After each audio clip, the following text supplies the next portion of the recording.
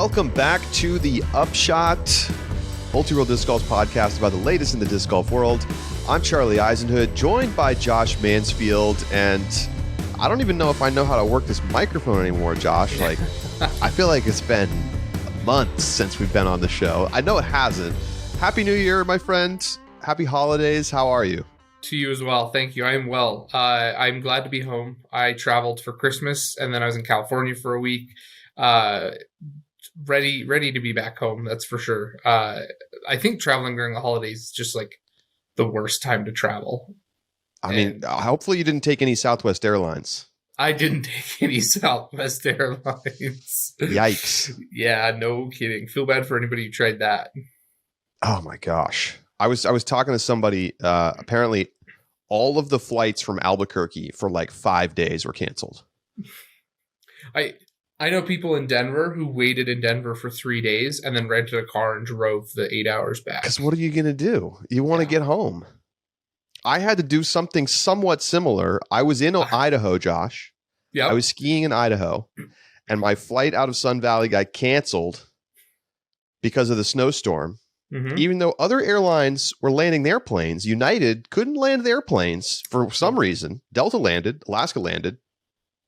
So they sent their planes to Boise, canceled my flight, and they're like, there are no seats on any planes for 3 days. On any of the planes, on any of the airlines, none. And I was like, well, I'm not going to stay here for 3 days. I want to go home. So I got a rental car and I drove to Salt Lake City. And I called you, so thank you for your guidance, you're although welcome. I ultimately ignored your guidance and went through the I-84 through the pass, which is a little harrowing in a snowstorm, I must admit. I believe it. I mean, I tried to warn you. It was funny. After I got off the phone, I even called someone else and I was like, hey, this is the advice I just gave Charlie. That's the right advice, right? And they're like, oh yeah, he should definitely avoid I-84 right now. Well, I'll tell you why I ignored it. I had to get to the airport for a 12:30 a.m. flight, red eye to Newark.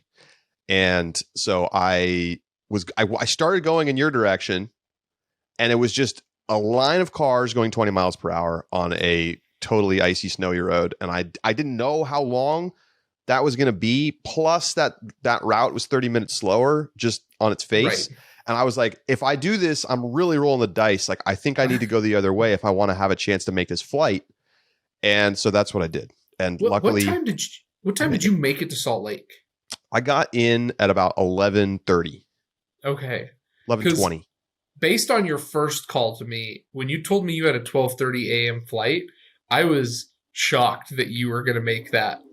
I drove like a bat out of hell. When it wasn't snowing, like as you dropped below whatever 3,000 feet, no problem. It all turned to rain and it was just cruise, and I was going fast. Yeah. So it was just the snowy parts that were tough. But anyway, crazy times. I hope anybody who traveled for the holidays was able to get home easily and safely. Did you get any nice Christmas gifts, Josh? I did, and we'll rep the sponsor right here. My parents got me a pound fly pack. Ooh, yeah. That's the travel bag. Correct. Yes. Oh, not for disc nice. golf. It's just the travel one. It's got like the TSA back, like laptop sleeve in the back with a couple of the extra compartments. It's got the big main compartment, long side ones that was great for water bottles, my phones.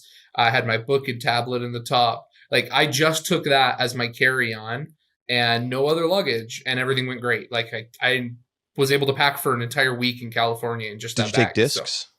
So I did take discs, and I was going to go to league. So I had my personal item was my Rufus. And then my carry-on was my fly pack. And then I also had the pound fanny pack for Disney. So like, oh my gosh, I was repping everything pound, but unfortunately due to weather, league got canceled that I was going to go to. Still had a wonderful time going to dinner, with an Upshot listener, Steven. So that was great. Oh, nice. Appreciated him taking me out to dinner, because league got canceled. But yeah, the pound fly pack, if you haven't used it yet, I'm a big fan. Yeah, it looks awesome. It's got the backpack straps, right? Mm-hmm. And I even took, because I was carrying my Rufus, they have a compartment for the straps. So I tucked my backpack straps away and used it like a duffel bag. Right. It has D-rings on the sides. So right. Yeah, I haven't got my hands on one of those yet, but that's awesome. What did I get? I got new AirPods Pro 2s. Oh, so nice. that's nice for me. Love to be able to just take those to the gym. Boom. It's, Apple, when you want to sponsor the Upshot, just hit me up. All right. You're not one of the big over the ear headphone kind of guys? I do. I have those too. You do? Yeah, do you wear those at the gym? I have the Sonys. I have the Sony noise canceling ones. They're great. I use them on airplanes and in situations where I really need to be like, fully ensconced. Sure. But when I'm just like out and around and like need to take a phone call and stuff, the AirPods are a lot easier to deal with. I don't really like walking on the street with the big headphones. So it just sounds like an invitation to get mugged. Well, I mean, people mostly just avoid you when you wear giant headphones like that on the street. But really interesting. I think so. Okay. Yeah. Come to New York City sometime. It's not as scary as you might think. Well, I know people, like I used to watch on the subways in France. If people had the big headphones on, people would come stand up behind them, like right behind their shoulder. And then as the doors are closing, like they would grab their purse or grab their tablet and run out the door. Because they like couldn't hear them coming? Wow. They couldn't hear them coming, yeah. So they would just stand right over their shoulder. That's crazy. And just honestly, that kind of stuff doesn't really happen very much in New York. I saw that. I don't imagine it. I can't remember a time when I've seen someone steal a purse, like, ever. Obviously people steal purse, but like, sure. I have never personally seen it. I saw that happen at least half a dozen times. Crazy. While I was in France. I mean, I know I've been in places where it's like you can't leave your bag hanging on the back of your chair at a restaurant because it'll get stolen. Oh yeah. So yeah, interesting. All right. Well, we didn't really have to do. We kind of did an emergency show. We did an emergency show live in our Discord for subscribers earlier this week with the news that will be near the top of our list today. So we will get to it. But I'm sure you already know what we're talking about. And we did a 45-minute breakdown on the Simon news. So we will come around to that a little bit later on. But if you want to hear a full breakdown of everything Simon Lizotte, head over to discgolf.ultiworld.com/subscribe. Get yourself a subscription. Check out all of our bonus episodes, exclusive content, and more. And it was a lot of fun to kind of get back on the horn and break that all down. What we're going to do today is we're going to look at the top 10 stories of contract season so far. I must add that caveat because we're still waiting on some dominoes to fall. And I don't know when they're all going to fall. I mean, we might wait a few weeks yet before some of these things fall. We haven't heard announcements from a number of players. So we will see. But this is what we know so far. Top 10 storylines. So let's begin with number 10 in our contract storylines of this offseason. At number 10, Paige Shue leaving Dynamic Discs. Now, her dad works for DD. She's been sponsored by DD for like a decade since she was a child. And she's gone. And she actually has not yet announced where she's going to land. There's been a lot of speculation about that. But either way, we had a great interview with her on the show here a couple weeks ago. Still feels like kind of a big surprise and a kind of a piece of news. What I think is most notable, Josh, is that this is a signal that she's coming back and going to really compete again. And I think it's more that I find fascinating than just the sponsorship move on its own. I completely agree. It's going to be really interesting to see. I think two things to watch for. Number one is what exactly her tour schedule is going to look like. She's talked about how her and her husband, Grady Shue, are going to be kind of balancing between each other as to what events they're going to play. The other interesting question for me is going to be the time frame of her, like the length of her contract. I think that'll speak a lot to the seriousness of this kind of commitment to disc golf and playing professionally. If it's a 1 year, it may be a let's try it and see how it goes. And it may be terrible. We may leave. If it's a 3 or 5 year, I think that shows pretty serious commitment to coming back to the game. I've got to be honest, though, I'm really surprised at how well because my experience thus far in the disc golf industry is that nothing ever stays quiet ever. And the leaks are rapid and people know well before announcements. I have no idea where Paige Shue is going. The rumors have been swirling around multiple companies. I've definitely seen a lot of Infinite. I've seen some Discraft. And, we heard her say Unique Flights, and that was like something that's been in my brain since that we did the interview. So I don't really know what that means, but I think Infinite's probably my best guess. I think that's a good guess. I think she would move plastic. Her having that open bag makes sense. Of course. I mean, it's a competitive advantage. Let's be honest. It is. I don't know how much, but it's some a level of advantage to be able to choose any disc. What's interesting, though, is she talks about getting more distance out of the discs. I don't know. I wonder, what would be interesting?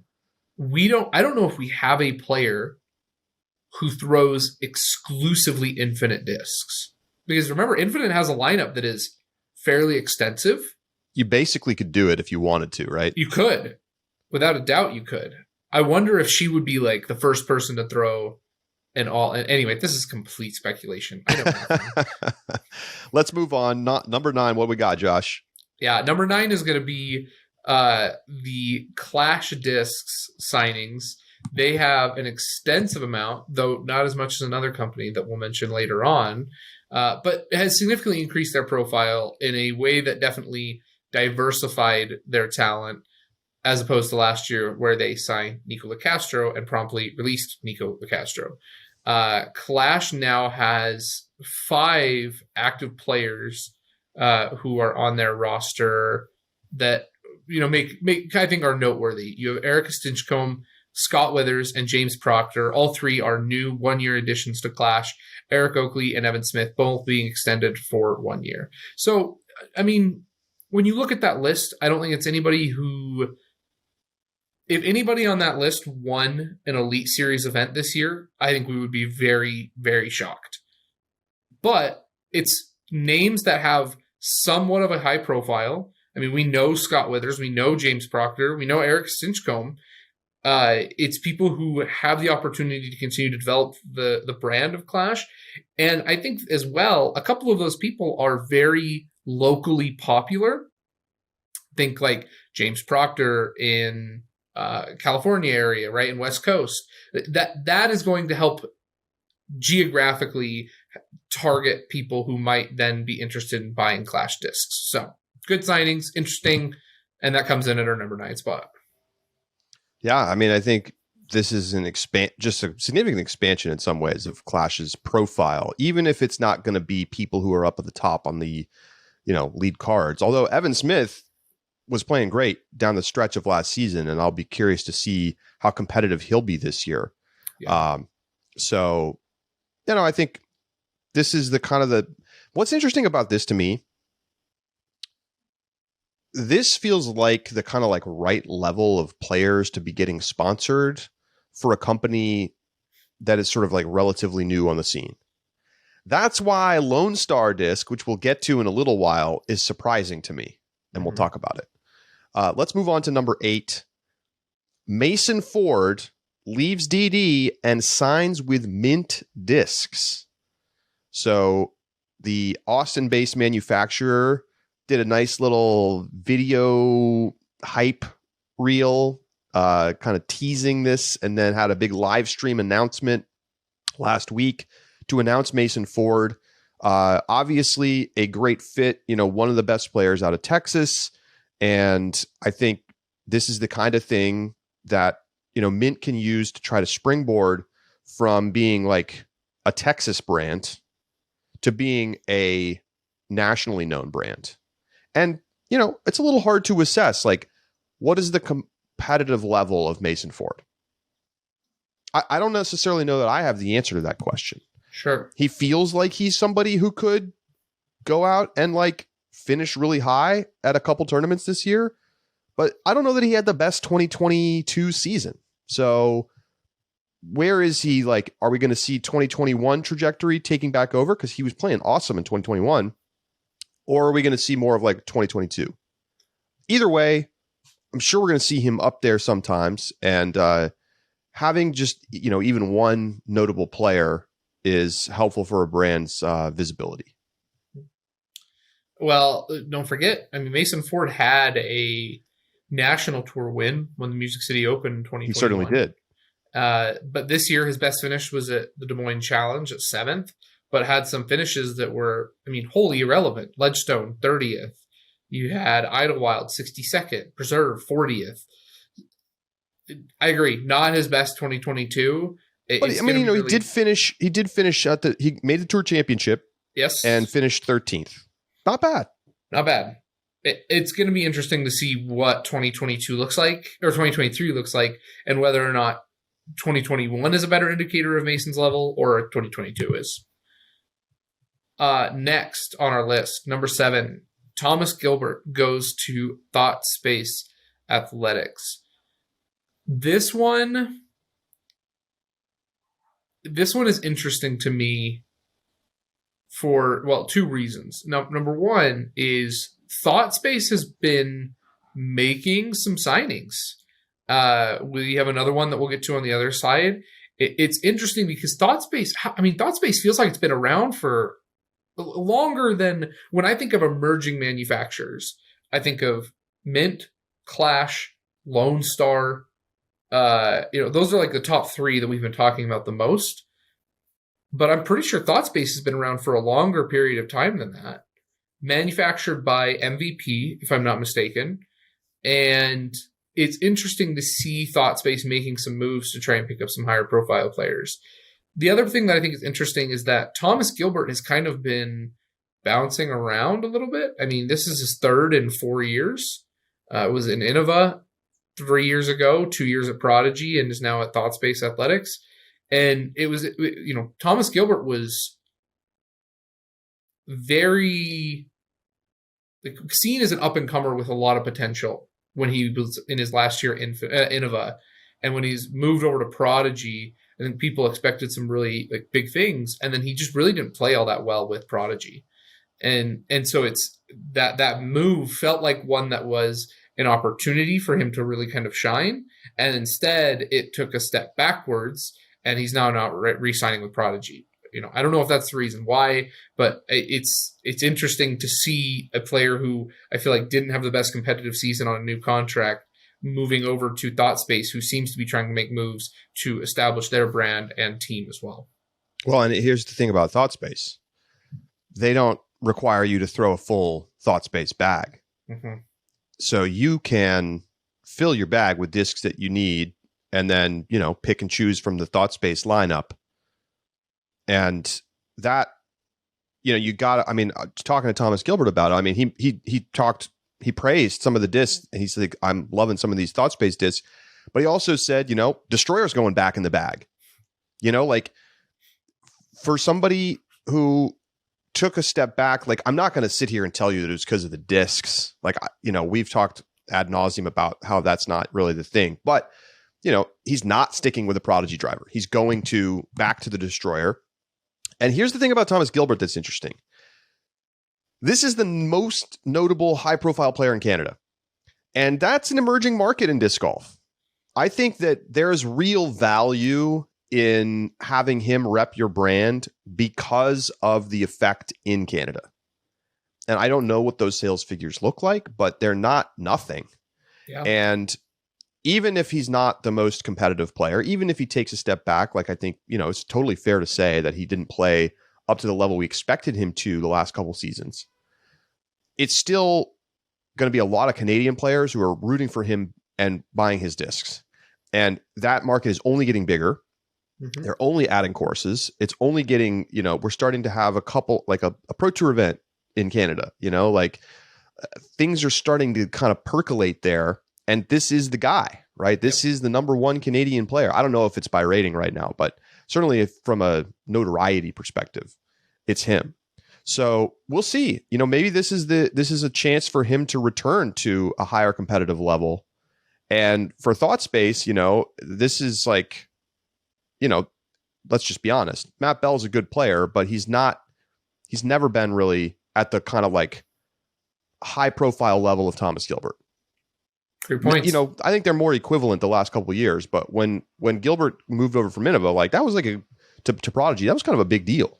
It was. I mean, yeah, he wasn't the talk that he was like Sexton's protege, because he was living up there in that area, playing with him, practicing with him, working with him, and that was all the talk about Thomas Gilbert. So I completely agree with all your points there. All right, let's move on. Number 6, Anthony Barella out at Innova. Now, here's one of the players who has yet to announce where he's heading. Lots of rumors connecting him to Discraft. I think they're highly credible for a number of reasons. And so we'll see. But, because notably, I think we're starting to get the picture a little bit of some of these moves, because certain companies have not announced elite teams yet, or are just starting to roll out their elite teams right now with their announcements. So I think that there's a lot of, it's very reasonable to think that that's coming. But regardless, even if regardless of where he goes, it's still big news. AB is going to be a huge pickup for whoever picks him up, because he's at the cusp of greatness. I mean, we got people writing in and telling us he's guaranteed to win an Elite Series this year. I still feel good. To be honest, I think we clearly saw his highest level of competitive performance in the 2022 season. We saw him starting to really look the part, and he's always had the skill. We have even go back 3, 4, 5 years. He's, at the top of the leaderboard after the first round of USDGC. The guy can throw a mile. He's like the hardest thrower on tour. He has a lot of the tools to be great. And we don't need to rehash all of the things we've discussed about him, but I think that this is the kind of move that can often unlock a player where it's like, you know what? I'm going to go to a new manufacturer. I'm going to get new discs. I'm going to be really focused this year. And we see that play out successfully. Sometimes we see it not work out, but it certainly has the chance to be a big move. And I think that this is going to be one of the sneaky key signings this season. I think so too. The biggest trouble I see, I really wish Anthony Barella could go somewhere where he could be a high profile or the highest profile player to one of the smaller companies. I feel like at Discraft, I really do think he's going to be a great player, but he's got 2 multi-time major champions, one of whom is Paul McBeth on that team as well. I would love to see Anthony Barella be able to get out from underneath some of those people, but I don't know. When you think, I think Anthony Barella has a lot of personality and opportunity to be a star that has not been fully harnessed yet, both on the course 100%. And off the course. And I wish and I hope that wherever he goes does that for him in both ways. I really like Anthony Barella. I still am if you give me odds at, one Elite Series event with just about anybody, I'm pretty happy with those odds. But I would love for him to win an event. I'd love for him to win a major. I think Anthony Barella's a great guy, and he deserves it. So coming in at number 5, Maria Oliva, also to ThoughtSpace Athletics. This is in my opinion, one of the biggest signings on the FPO side. And for ThoughtSpace to be able to grab Maria Oliva is a huge deal. Maria is an up-and-coming player who only showed us, I think, that she has more potential and will continue to progress, just showing us the growth over the 2022 season. I really like for Maria to go somewhere because, Innova, not only do you have the star FPO players, right, which we'll get to, but you also have the likes. That FPO team is deep. There are so many players. And so for Maria to have the opportunity, this feels in a very similar way to Anthony Barella to me in a lot of ways, about the opportunity to get out from underneath the rest of the stars, to have her own opportunity. That's what I hope for Anthony Barella. Maria Oliva achieved it. I think this is going to do great things for her. She just announced a new bag sponsor with a company I don't think has ever been involved in disc golf before. She has her Infinite sponsorship that she's still doing. Kavu, is that what it's? Is that the name of the? Yeah, pretty interesting. We don't see that many non-endemic brands coming into disc golf. We haven't seen that recently since maybe Bushnell, I would say. When they're creating products for the disc golf market that they're not traditionally disc golf companies. And this Kavu brand is doing the thing. Yes. If you follow the Pound Facebook page, I don't remember if it was the group or it probably was the group. Levi, the owner, posted a video of their review of the bag. And, Levi pointed out Maria used to be on Team Pound and, nothing but great things to say about her. But the advertising video for this Kavu bag is by someone who very clearly doesn't know disc golf, because she says, like, this top pocket has all your room for your standard 12-inch disc golf discs. And like just language that you would never hear a disc golfer use. And it was very entertaining. So if you haven't seen the video, go watch it. They're cool looking bags though. And I think Maria really has the opportunity to really make some waves. She already did this season, but I think Maria could have a very, very successful season. And this deal with ThoughtSpace could pay out in spades for them. Well, so, you look at what she's done, right? She went from low 930 rated at the beginning of the season to upper 940 rated. She was in the lead and arguably should have won the U.S. Women's Championships. She had a lot of top 10 finishes this season and, gets the win at the New World Championship, which, a DGPT silver. Yes, it was in the kind of like this weird wraparound season that doesn't really matter all that much. But at the end of the day, I think it just continues to show you that the ceiling is extremely high. And I think it's just you're not seeing tiny brands, and tiny's not fair, non-major manufacturers getting a player of this caliber very often. It's rare. I mean, Maria Oliva to me feels like this kind of like an analog to Anthony Barella in some ways, except maybe with an even higher ceiling. Yeah. Where it's really strong thrower. They have similar frames. They're both coming off of strong years, making a move, chance to become a big thing, and feel it's there's a lot of opportunity there. So pretty exciting stuff. Number 4 on our list, Innova re-signs all of its stars. For all of the, people getting worked up about the fact that Innova had a lot of people leaving this offseason, which is true. A lot of people from the second team down left the company. They're signing elsewhere. We just talked about 2 of them in AB and Maria Oliva. But they re-signed almost all of their top players, including all of their players inside the top 10. And all of them except Haley King have been re-signed to multi-year contracts. So Innova it's not like they didn't pay people. They did pay people. They gave Calvin Heimberg a 5-year deal.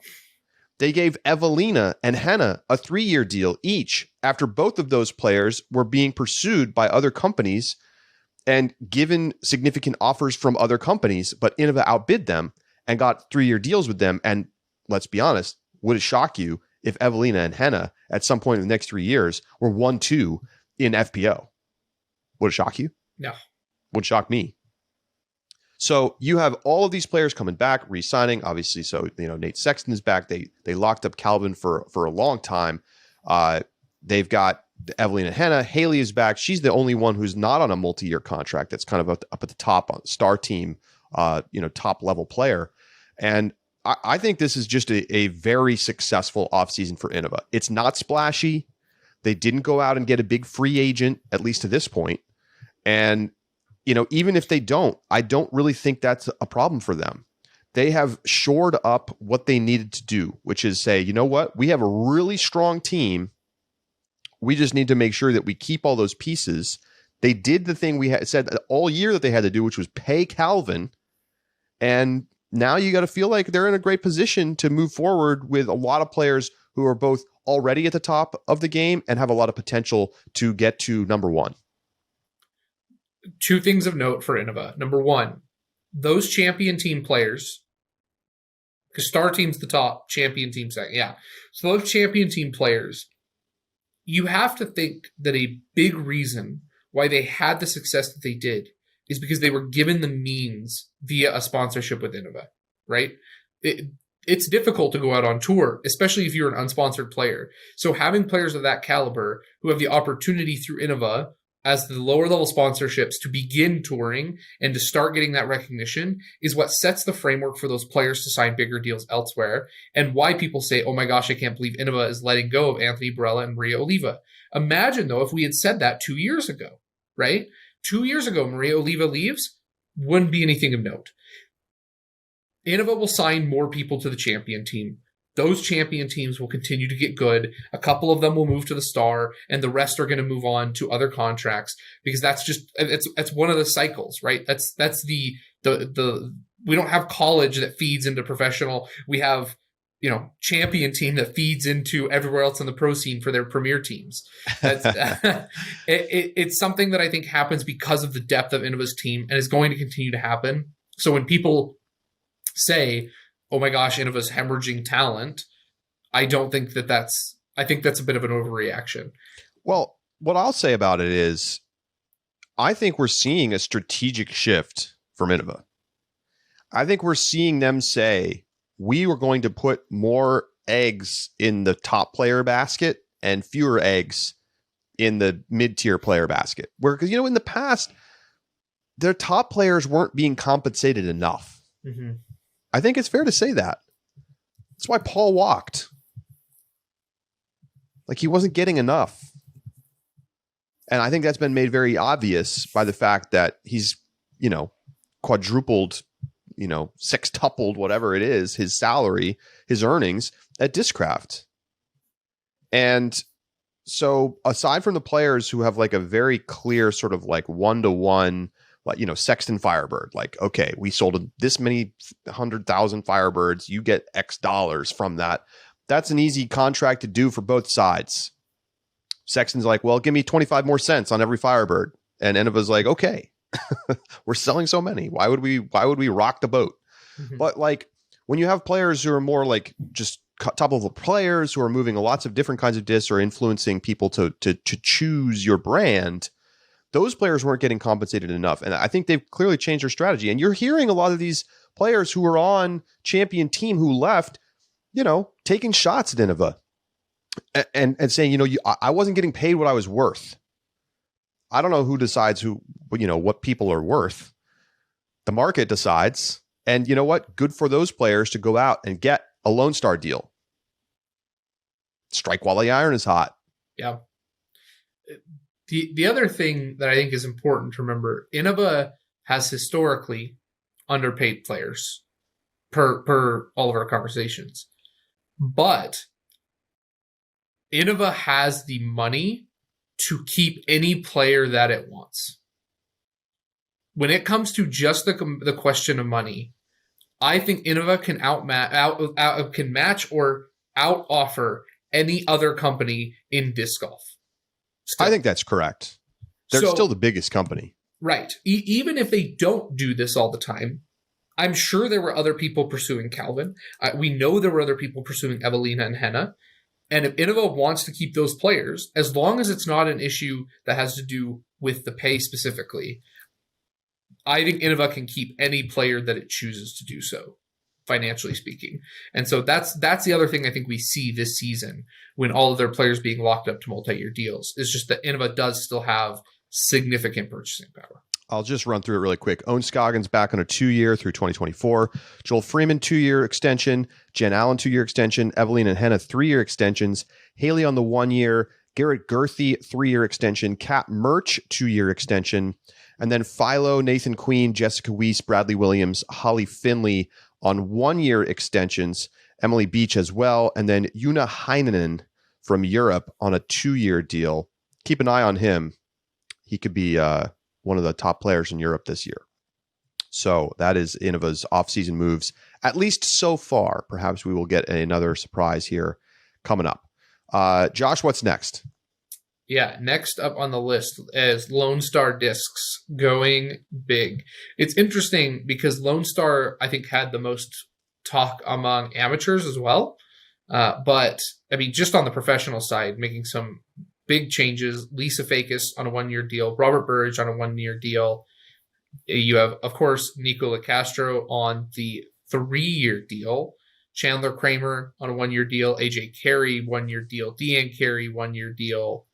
Emerson Keith on the 1-year deal. I mean, Lone Star signed a lot of players. And I think now that we know where Mason Ford is going, I would be willing to make some other speculations about where another person close to Mason might be going. But I mean, this offseason's not done yet. We have a couple players, in fact, our top 3 people who we're going to be mentioning all have not announced where they're going to be signing yet. So Lone Star may not even be done. But even if they are, what an expansion of players. I mean, it's kind of crazy to me. I don't quite know. Like, do the sales justify the moves they're making? I truly am sort of questioning the logic here. But I mean, there's no doubt this has raised their profile in a major way.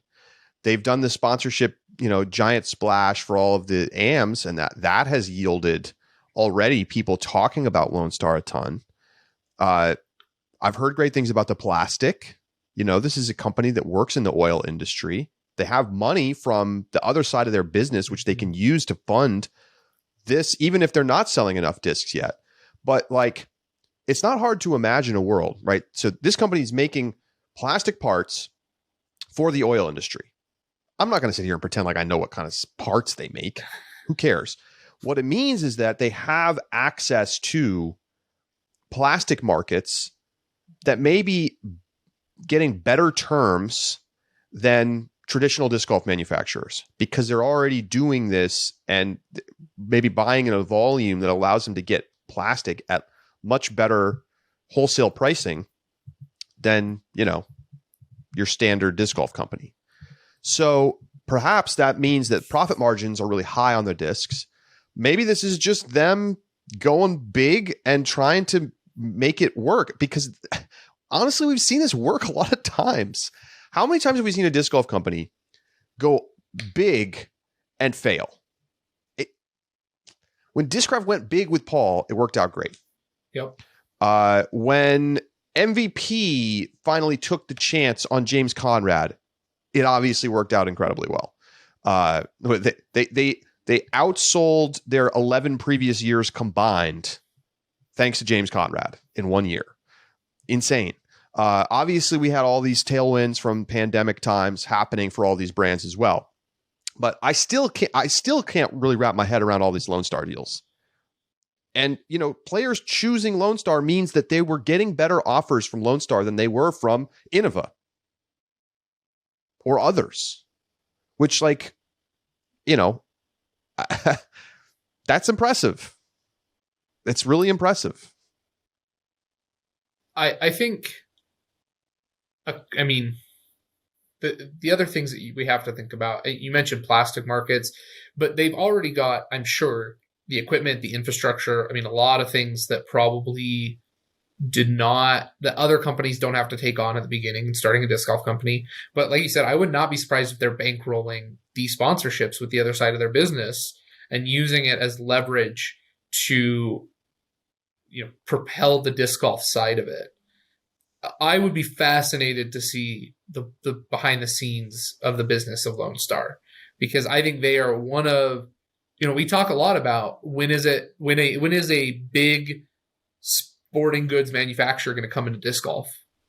And while not a sporting goods manufacturer, this is an example of somebody who has a business coming over into an completely unrelated business, who looks at it and says, we make plastic things already.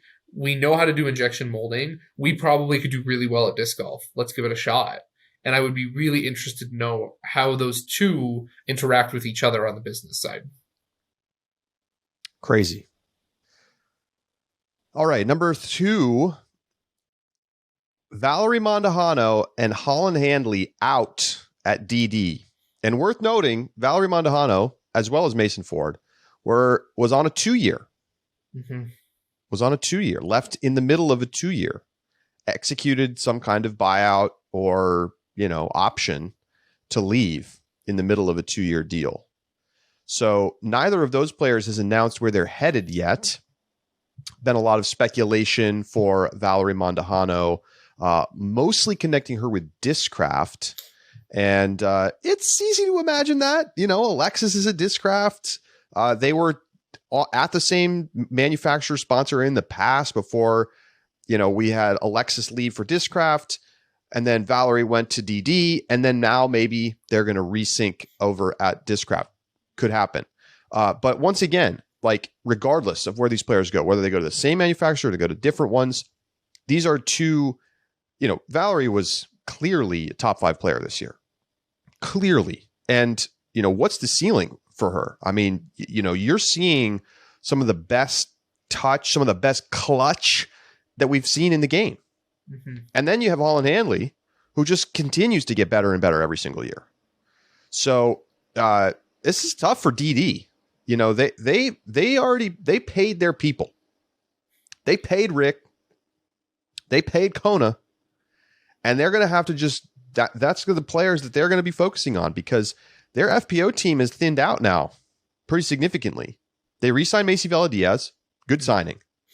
But I think it's fair to say that both Val and Holland were sort of better players in 2022. And now the team is kind of thin again. So that is what it is. And I think wherever these players end up, it's going to be a good signing for the company that lands them. Val, my speculation on Val, I think she probably goes with Mason to Mint. I think if that was going to happen, Josh, it would have already happened. You think? Yeah. I mean, that makes sense. But the other... I feel comfortable coming out and telling you she's not going to Mint. She's not going to Mint. Okay. All right. Nope. Interesting. I would have... That's okay. All right. I listen, I can see why you would think that would be the thing. That's Texas probably player trying to compete with Lone Star. Husband's going there. Fiance, husband. Natural fit. Very natural. Didn't happen. Interesting. Man, imagine, like, this will be fun to talk about.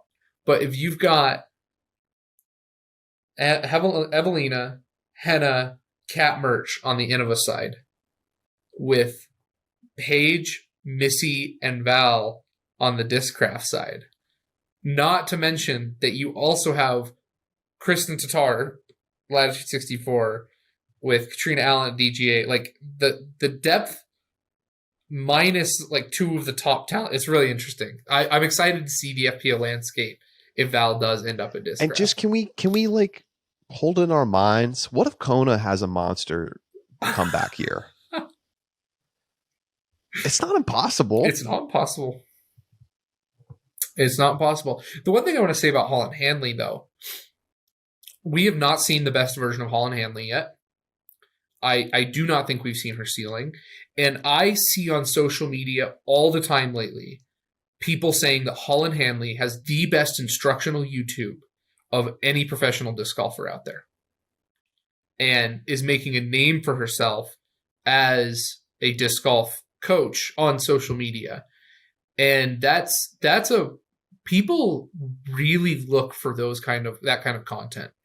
When we talked about Kona going over, we talked about her social media presence, and it's there. It obviously is, but hers is very much in the influencer kind of way, right? Posting about her life, hot cocoa, her drawings, her time on tour, like that. That's kind of the Kona brand of social media. But Holland Handley's instructional content, I think, is just as, if not more, highly sought after.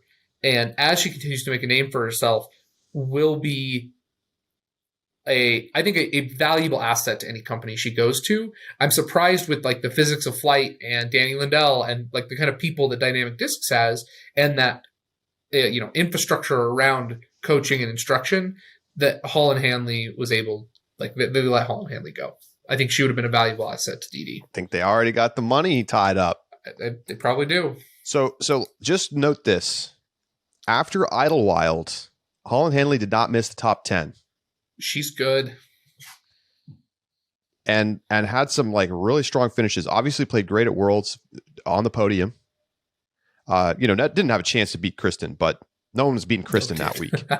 Top 10 at Throw Pink, 5th at the Tour Championship, like took home a $5,000 payday for that, 5,600 at Worlds. Like really played great down the stretch. And again, like I just think we keep seeing her take steps forward. The albatross was awesome. So cool. So yeah. That's very, very cool.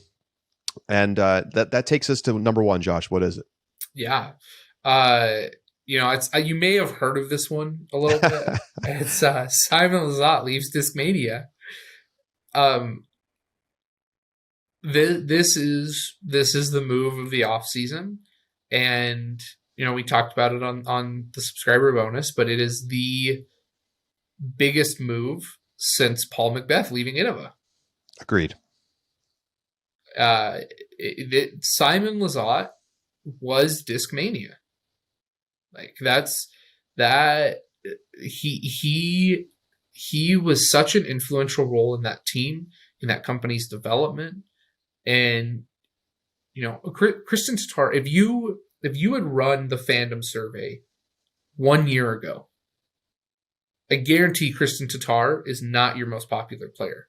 I think it's maybe not Simon either, because remember he had a monster year as well.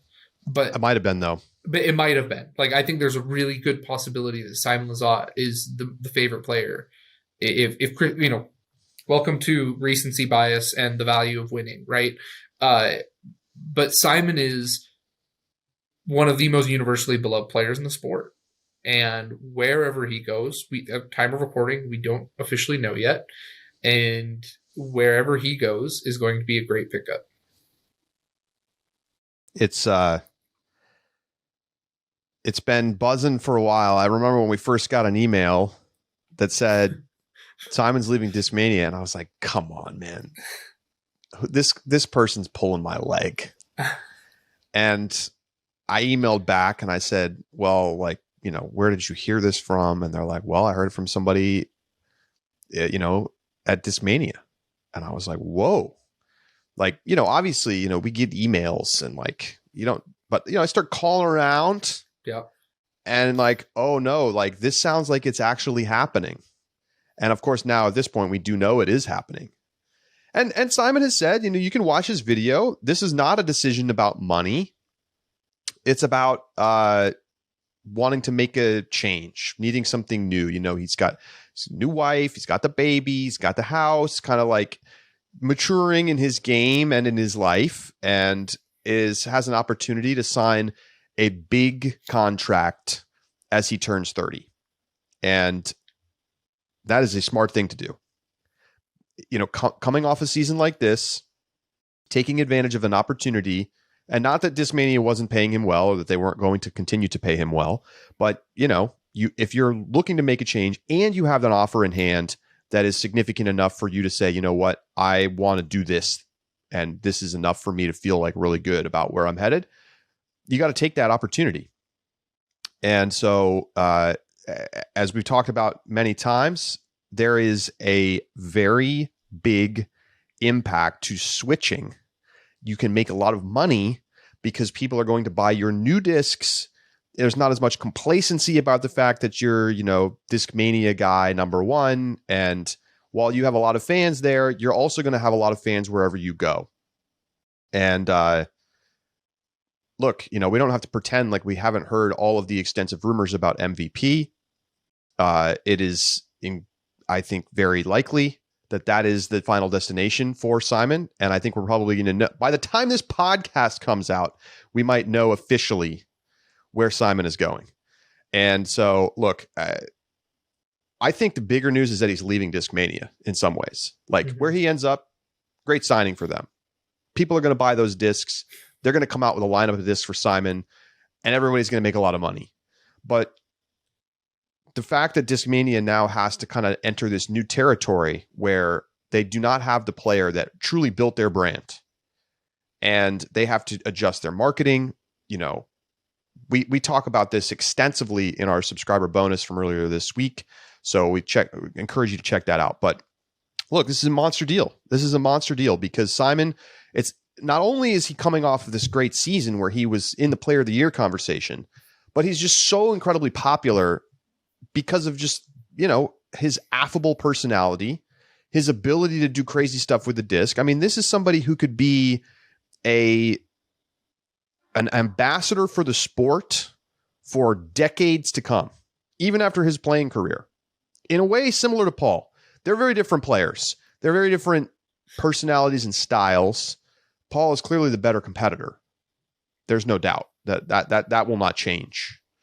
But Simon has a kind of like everyman nature to him that makes him, but while also doing things that are like impossible, that I think makes him just extremely appealing. And this is just huge news. It's massive. There's no way around it.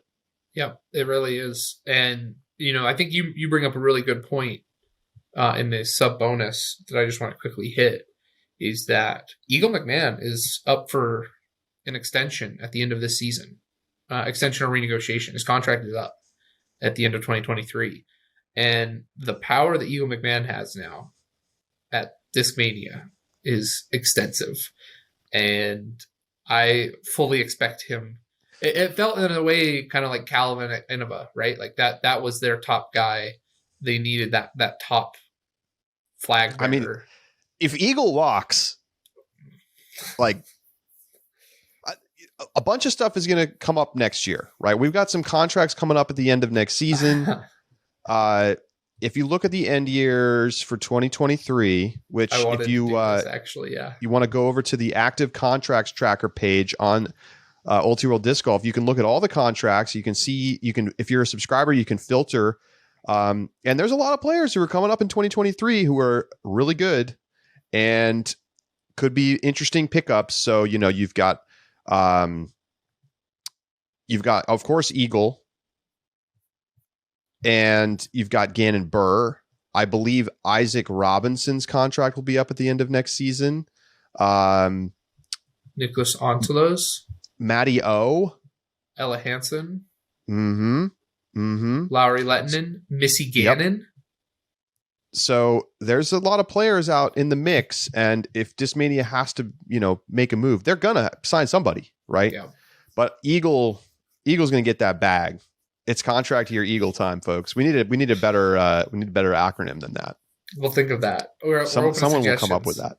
Yeah. Hit us up, upshot@ultiworld.com. But we are now about 6 weeks away from the start of the 2023 season. Exciting stuff. So we will probably have a little bit more contract chatter to come, but we're going to start looking ahead to the competitive season as well. And so just want to say thank you so much for tuning in. For Josh Mansfield, I'm Charlie Eisenhood saying so long, and we'll talk to you Thursday right here on The Upshot.